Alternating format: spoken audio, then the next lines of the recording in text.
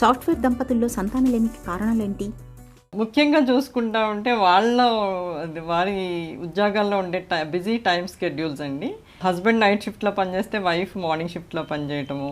ఇట్లా పనిచేయటం వలన ఏంటంటే వారిద్దరూ ఏకాంతంగా ఉండే టైం తగ్గిపోవటము. నెక్స్ట్ ఏంటంటే తద్వారా నిద్రలేమికి గురయ్యి సాధారణమైన సంసారిక జీవితం మీద ఆసక్తి లేకపోవటం అనేది ప్రధానంగా చూస్తూ ఉంటామండి.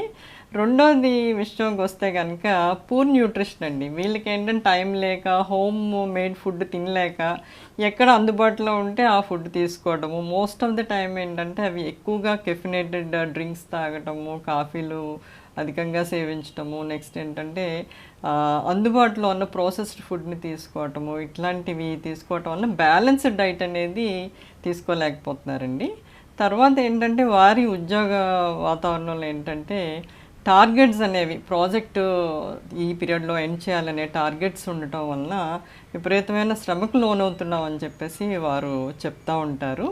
ఇంకా ఫోర్త్ పాయింట్ విషయంకి వస్తే ఏంటంటే అమ్మాయిల విషయంకి వస్తే వాళ్ళు కెరీర్ పరంగా ఏంటంటే కొంత మ్యారేజ్లు పోస్ట్పోన్ చేయటము, ఫస్ట్ బేబీని పోస్ట్పోన్ చేయటము ఇట్లాగా అనేది మనం చూస్తూ ఉంటామండి.